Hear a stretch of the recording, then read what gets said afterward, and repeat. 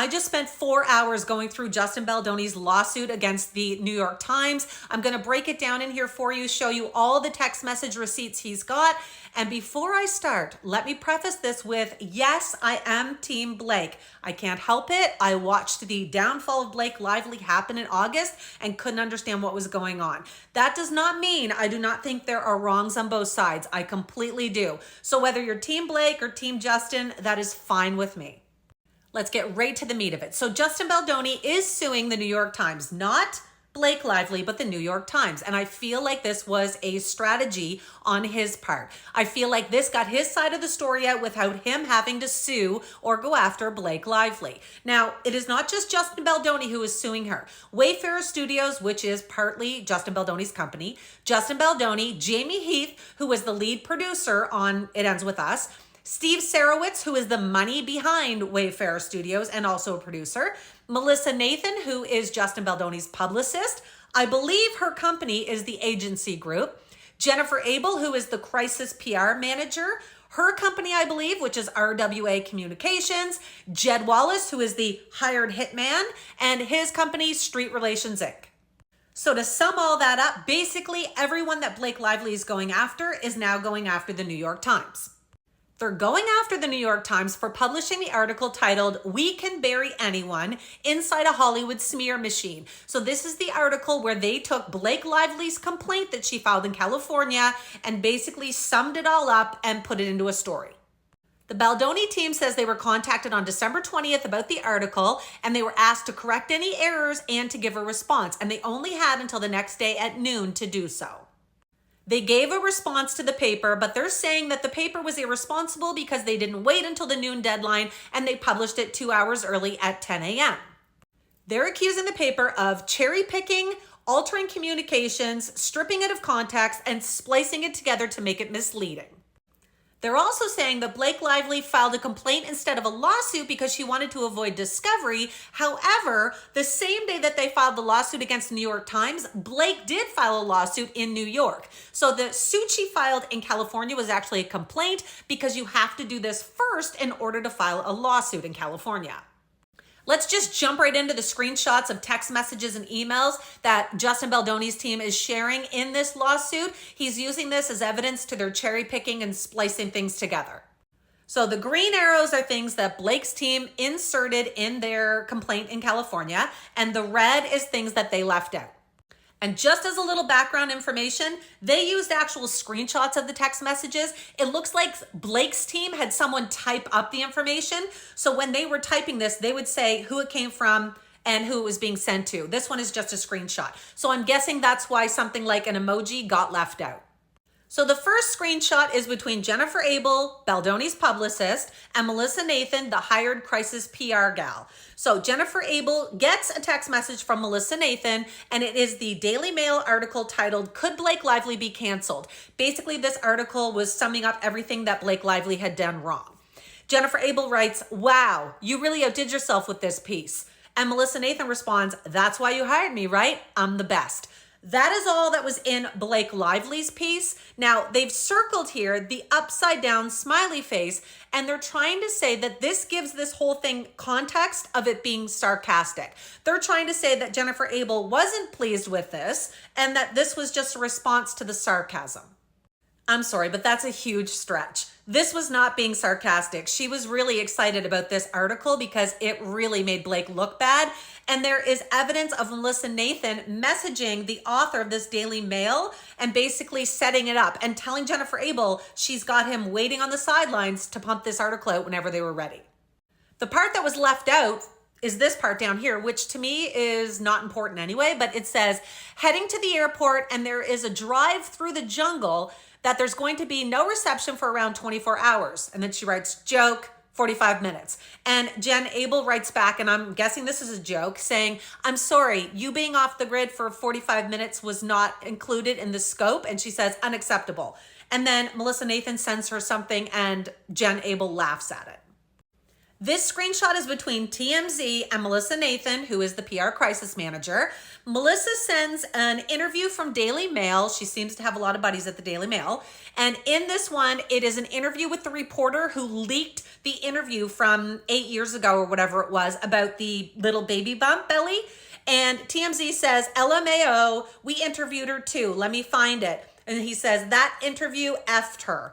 And Melissa Nathan writes back and says, when, LOL, referring to the interview part, and says, also, why am I in this too? So she's actually mentioned in the article. TMZ responds and says, you're a starlet. F this week. How was the stunt with a winky face? I can only imagine what the stunt was. So this is an email from TAG. It is a group message, and TAG, of course, is the PR team that Justin Baldoni uses. So it starts out with a TAG member saying, we didn't tell Jed to go after the idea that her promo was inappropriate. So Jed Wallace is the hired hitman who is basically hired to promote and plug all these bad stories and things about Blake Lively. So it says that happened organically because people saw the actual movie and were like, wait, this is a movie about DV. That they wore florals too. Zoe sent me this on Saturday and goes, this is a crazy way to market this movie. So just a side note on this, I completely believe that the hate Blake Lively was getting around how she was promoting the movie was completely organic. I think that it got started authentically because people didn't have a good taste in their mouth about the way she was promoting it. They didn't like the florals. They didn't like her branding her hair care or just talking light and flowery about everything. I completely believe that. But I also don't believe that's on her. I think it was on whoever's job it is to decide how they're promoting the movie. She presented a legal document in her 70-page complaint, basically saying, here's what you're to do and what not to do, and she was not to focus on the DV aspect. I also think it's important to note the wording in this. We didn't tell Jed to go after the idea that her promo was inappropriate. Then what did you tell Jed to go after? It's very obvious from this wording that Jed was going after her. They're just not talking about how he was. Instead, they're talking about that this was not one of the ways he was going after her. Now, this next message is between Justin Baldoni and Melissa Nathan, the PR crisis person, and Justin sends an article that Perez Hilton had done, and it says, this is not us, correct? Assuming the guy we brought in would never do this. So he's referring to Jed Wallace, the guy they brought in to basically put the PR hit out on Blake Lively. So backstory on this. This turned out to not be true. What was happening is influencers were going online saying that people were contacting them, asking them to smear or talk bad about Blake Lively and that they were part of Justin Baldoni's team. This was all BS, guys. They were making this up, but Perez Hilton had done a story about it, as had a bunch of other people. However, Melissa's response to Perez Hilton is not nice. She writes, none of us would ever do this. Of course they wouldn't. It would be such a stupid PR move. But anyway, also, no one even pays any attention to this person past 2005. He's not relevant. He does not create a news headline. He does not get pickup. He's just now a troll. There's not one outlet that would cover anything he said or take it seriously. I think as well, there is this struggle where it's kind of maybe even unbelievable the way that people are turning against her, but they are organically. It's organic. She's blown herself up all by her own actions. Then they send another hit piece on Blake Lively, and it says, this just ran. Obviously, none of us knew about this either, but once media goes in, they go in. It continues on to say, the content creators are on fire, and Justin, she has handed it to them on a plate. Just concentrate on the success of the movie, your family, and your next project. I have this weird feeling that she's going to reach out to you for a conversation in the next couple of weeks or so. So again, I do believe a lot of this happened organically. I think they were just pushing it out a little heavier. We're never going to know what they planted and what they didn't, but I think there's a lot of things that just happened to get discovered naturally. Up next, we're going to get into some emails between Blake Lively's publicist and one of the authors or writers from the Daily Mail who looks like is BFFs with Melissa Nathan. So Melissa Nathan, again, is the PR crisis manager. Leslie's writing him because of something going on in some article, and she says, yes, please, as this info's all wrong. She didn't require script runs and things like that. She produced the film and she got a cut. She says, WTF is going on? The whole cast doesn't like Justin. It's got nothing to do with Blake. And then he's trying to make her feel better and said, like I said, the whole reporting is that there were issues between her and Justin, as well as others, and that Justin found it difficult to work with her. One of these reporters known is close with Steph Jones. So Steph Jones is who Justin Baldoni's publicist used to work for, because they used to always get Tom Brady, Giselle, etc., and they repped him, I believe. I told them she's awful and to not trust anything she says. And Leslie responds saying, I'm telling you, she's a liar. They're panicking as the whole cast hates him. And then James responds that he's got writers who want to run with the story. He's trying to shut it down. He knows that this person's a liar, so he's trying to shut it down, but he says he needs something to help shut it down with. He says that his editor apparently has reporters feeding her BS. She replies saying, I promise you she's lying. This will not look good for your site. The entire cast I will have go on record. And he tries to get info from her. He says, can you give me anything at all on what the issue is then if it's not her and it's him? And she says, no, I'm on a plane. This needs to hold. He responds with, sounds good. I need to clear this up. So to me, this is evidence that Leslie Sloan and her whole team with Blake Lively were not leaking any of the HR complaints and things like that. She's not giving him anything in this. And then James from the Daily Mail screenshots everything he just said to Leslie and sends it all to Melissa Nathan saying, she said the whole cast hates Justin. This has nothing to do with Blake. And now she's saying that Blake was sexually assaulted. Why wouldn't she say anything about that then? She knows she is full of shit. I didn't see anything about SA in this. I don't know if we're missing a text message or something, but this is what he's telling.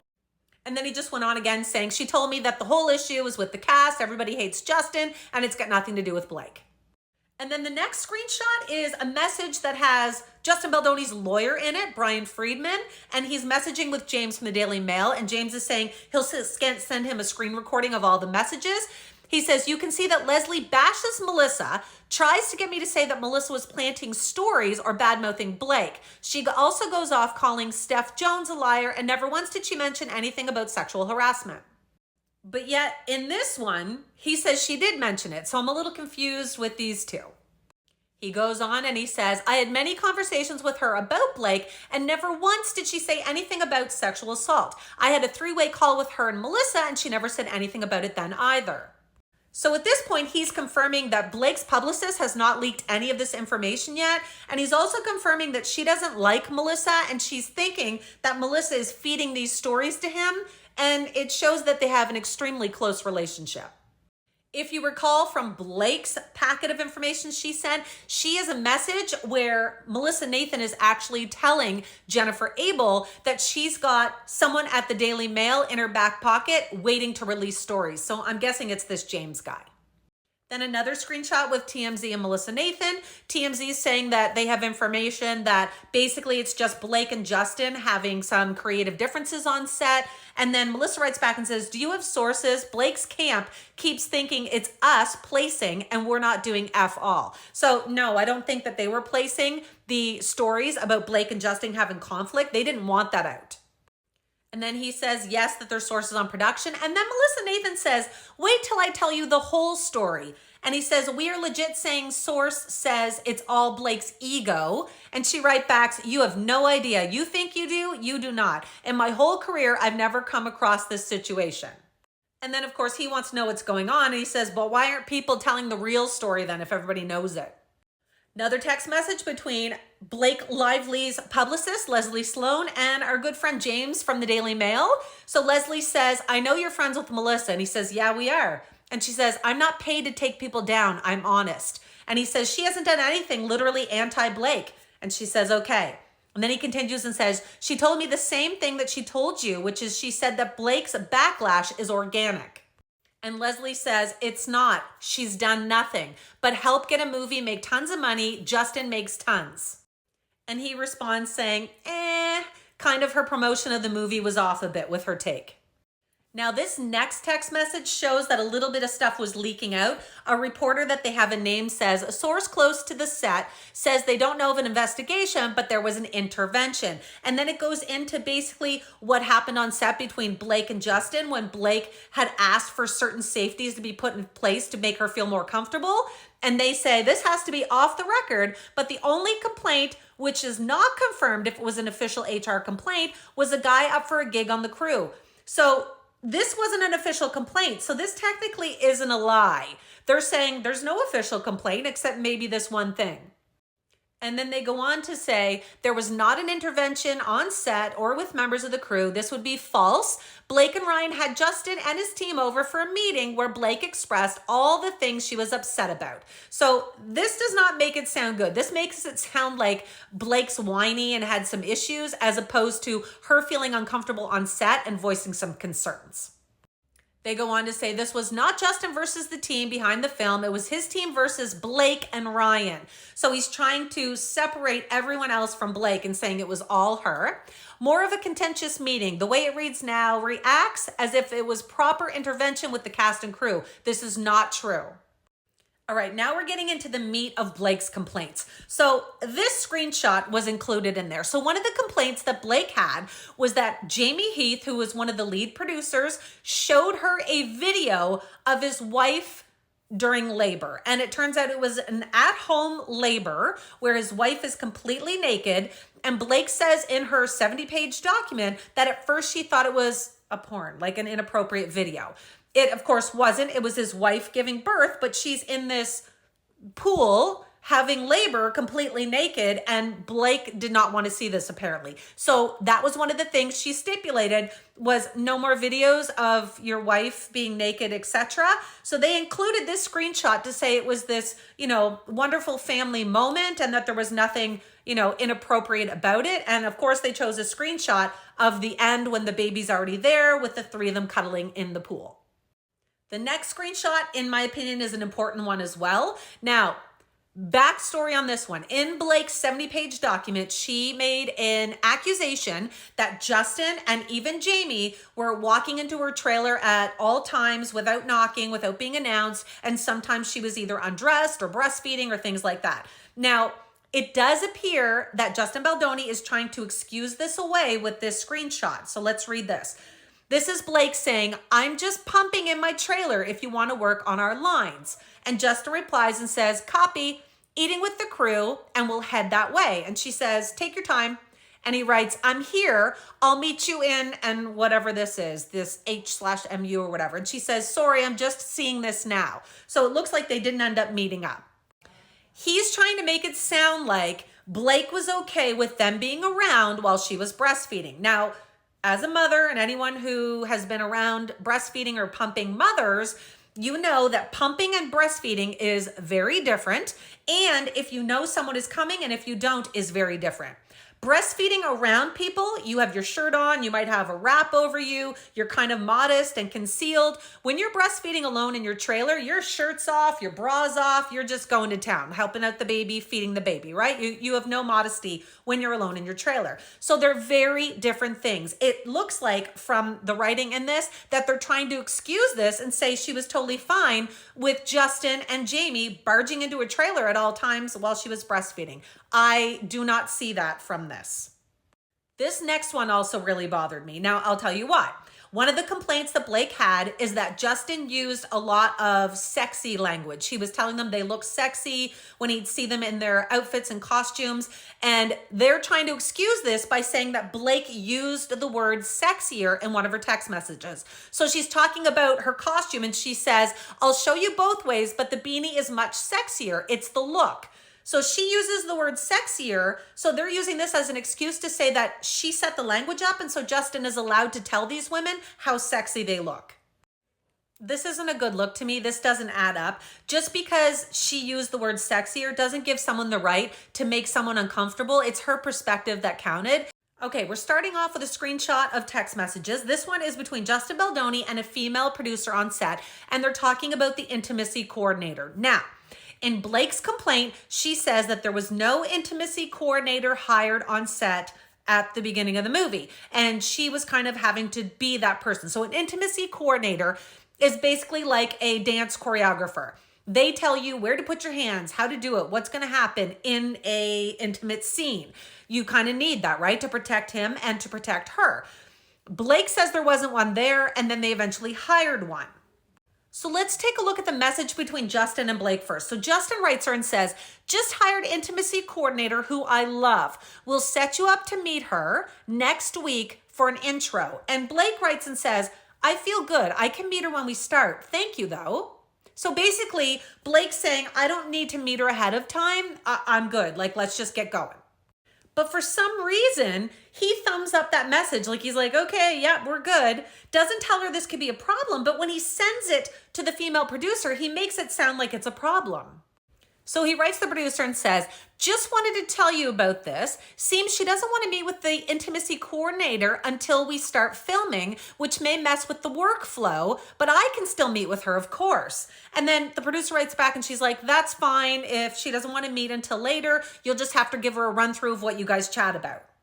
So he's using this in his lawsuit as evidence of saying that Blake didn't want to talk to an intimacy coordinator. So how was she uncomfortable? But all she's saying in this is that she didn't want to meet her ahead of time, that she'd just meet her when they started filming and chat. Okay, before we get into the second half, I want to stop there and just say that is it for his defense of the sexual harassment claims or the being uncomfortable on set claims or the whole smear campaign against Blake.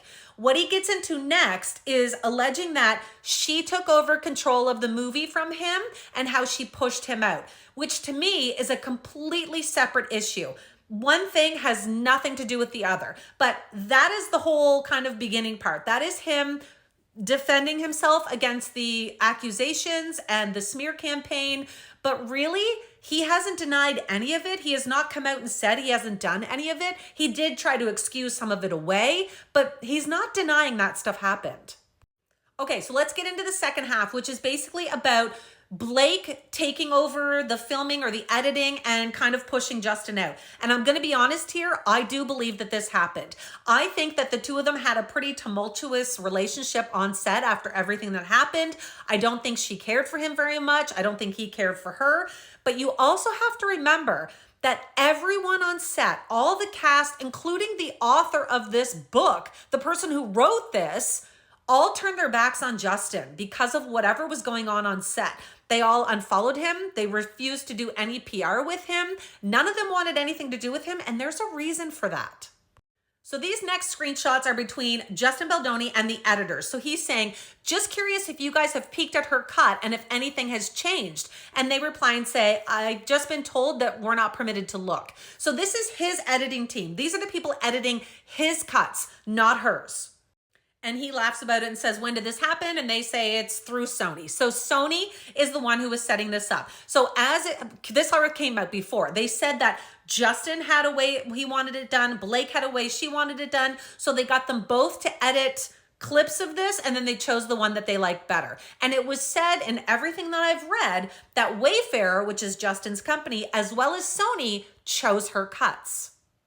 He responds and says, thanks for checking. And he says, I've sat with this and I think the best path forward spiritually and what's best for the movie is that I just suck it up and let her in. I've just messaged requesting that it start on the 18th and then we would just let her in until she leaves and then her cuts and updates throughout the process. I'll let you guys know what she says. Thanks for being awesome, Dream Team.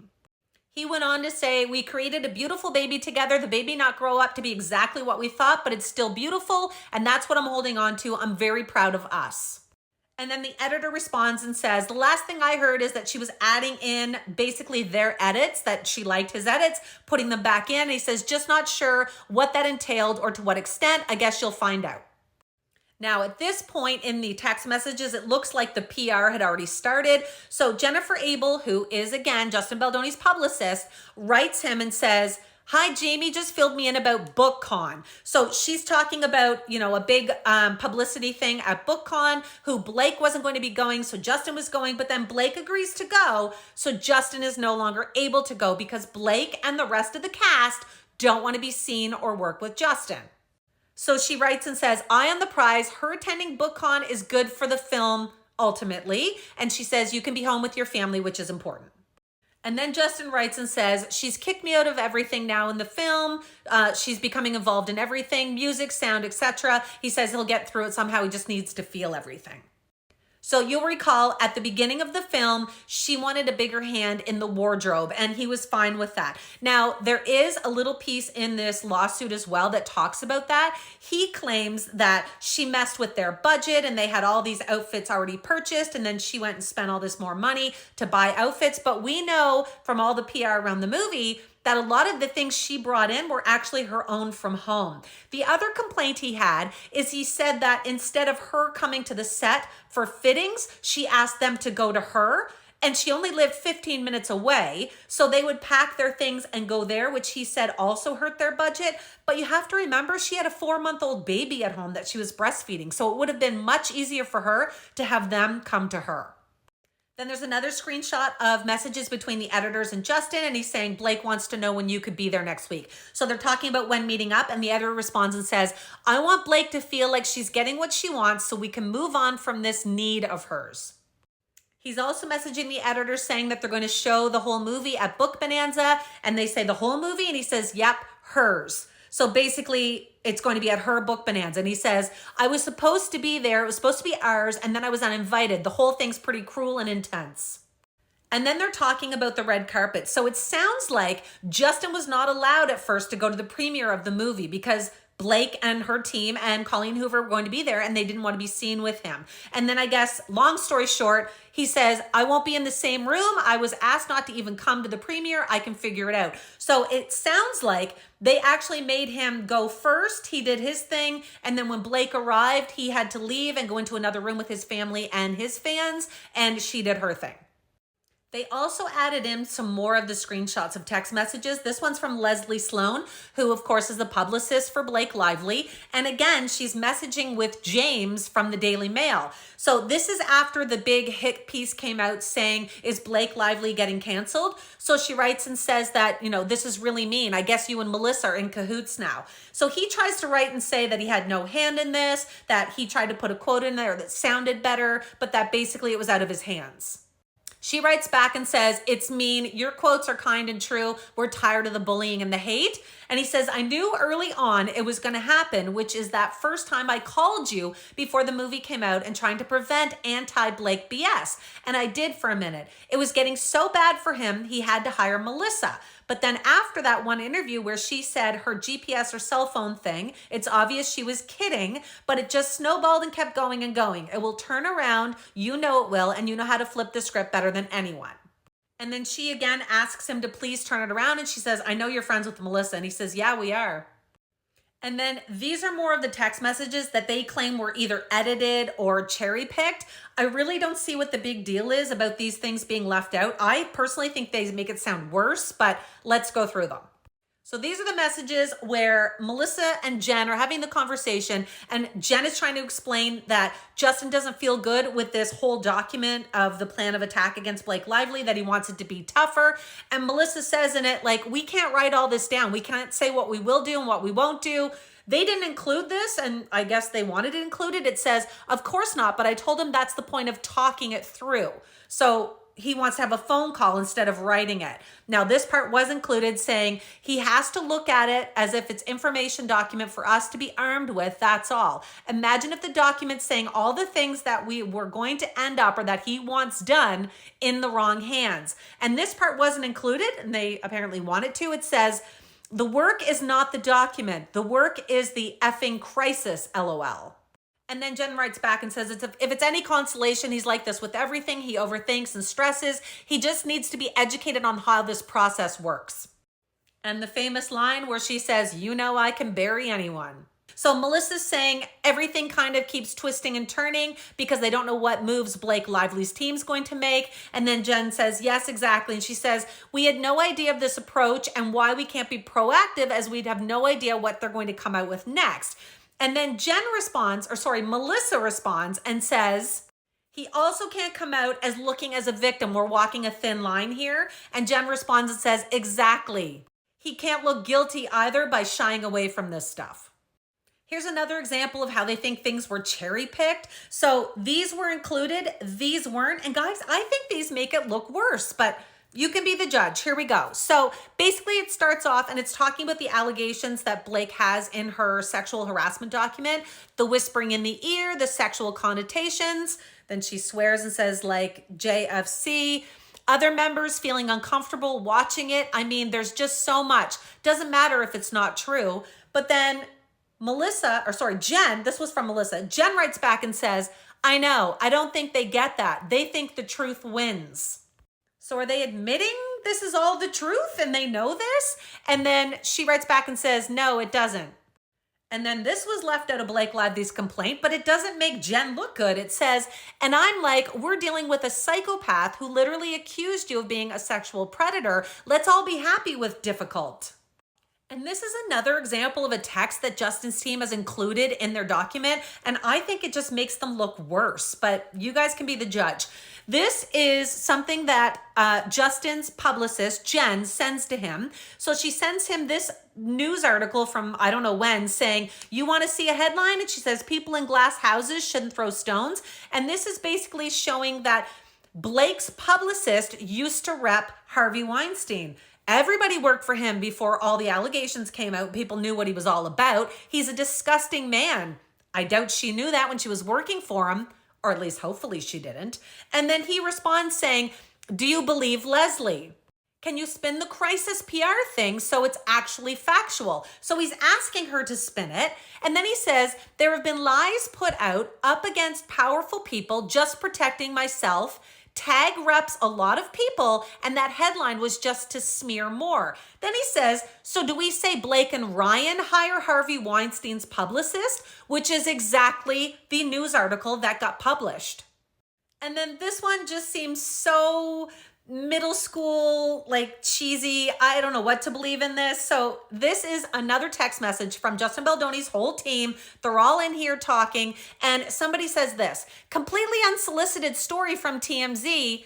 Is it really unsolicited? We've already seen text messages with Melissa and someone from TMZ where they're bashing Blake. Is it really unsolicited? Anyway, it says, Blake has a huge ego. Justin Baldoni was liked by many cast and crew, and this is her ego being bruised, etc. And then for some reason, Jen finds it necessary to write and say, not from any of us, obviously. And Melissa says, totally not from us.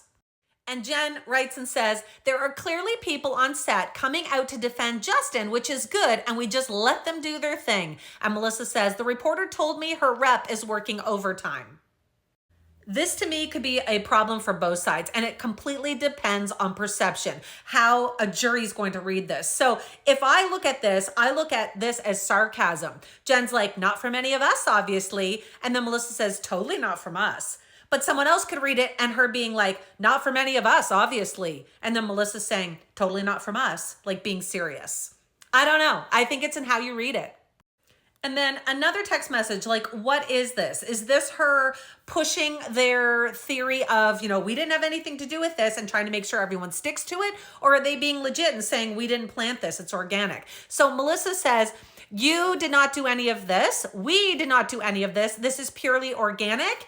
And he writes, crazy. And she says, stupid, really stupid. And I cannot believe she didn't mention working with a shelter or DV. None of this is your fault. It's breathtaking how tone deaf it was. And then he writes and says, a good one to boost. And it's a positive look on something. So she says here, I cannot believe she didn't mention working with a shelter or DV. She didn't mention that because, again, she was told not to. It was told not to focus on DV and to focus on the upbeat, hopeful side of the movie. And then another sketchy one is in here. They actually talk about placing stories. It says, let's discuss this at some point. We need to be careful not to put out any stories that look so placed. And then they basically go into, they're open to getting more ideas on what to place. And Justin writes, definitely don't want to place stories and yet just want to change the narrative. I wish they would write that. I only said nice things about her and never spoke disparagingly of the cast. And so it's apparent the feud only works one way. So we know from Blake's 70-page document that he was being coached and told how to move forward by his PR team. So he was being told, make sure you're being positive, talk nicely about her. We want to get ahead of these things in case she comes out with her accusations and her allegations, that we can be like, look how great he was about everything. And then he says, I'd love to start to move forwards towards the future and what's next. Not sure when the timing would be, but he talks about how he's directing something else and he thinks it would be a good move to move forward soon and stop with all this.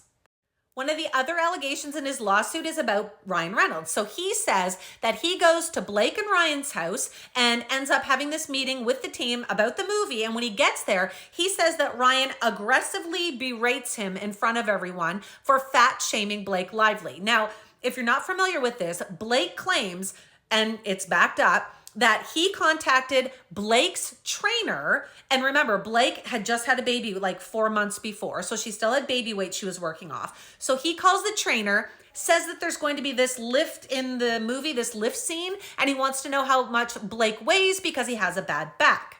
So whatever he said, it must have been bad, because the trainer then goes to Blake Lively and tells her about this phone call. So Blake, of course, gets extremely upset, goes to Ryan, and at this meeting, Ryan brings it up and basically aggressively berates Justin in front of everyone. Justin said he starts apologizing profusely for this. He said he just wants it to stop. He can't believe this is happening. He claims that when they left, that the rep from Sony couldn't believe it happened either. And I'm going to believe this. I believe Justin would do that if he felt his wife was being fat shamed, if she felt that, if it was her perception. And I also believe the Sony rep would probably be shocked, because when does Ryan Reynolds ever get mad or berate anyone? And one of the other allegations that he had against Ryan Reynolds was, he says that at the Deadpool Wolverine premiere, that apparently Ryan Reynolds went up to one of the agents that represents Justin Baldoni and tried to pressure him into dropping Baldoni. Well, the agency read this and they were not happy. So they have given statements now saying that this is BS, that they never were pressured by Ryan Reynolds or Blake Lively to drop Justin Baldoni at any time. They did this on their own free will the day after Blake filed her complaint to California. Okay, I think I've covered everything. If I forgot something, I apologize, but literally spent hours going through this and tried to get everything that was of importance from this to share with you guys. The takeaways I think that are important from this is, whether you're Team Blake or Team Justin, there's always two sides to every story. And there is so much he said, she said in this. It's crazy. It's impossible to weed through it all. And I think it's going to have to go to trial. I think that a jury is going to have to look at this and figure out what's true and what's not. And we're going to have to get all the middlemen. Sony, I hope they come out and make a statement and say who's right in this, because he tries to say Sony witnessed all this and was on his side, and she's saying the opposite. I hope we have people like the cast members coming forward and sharing their experience and how they felt. We're going to have to wait and see how this plays out. But so far, she has filed a lawsuit against Justin Baldoni in New York. She's also filed a complaint in California, which leads to a lawsuit. So far, we have him filing a lawsuit against the New York Times for their publication. But as of yet, he has not filed anything against Blake Lively.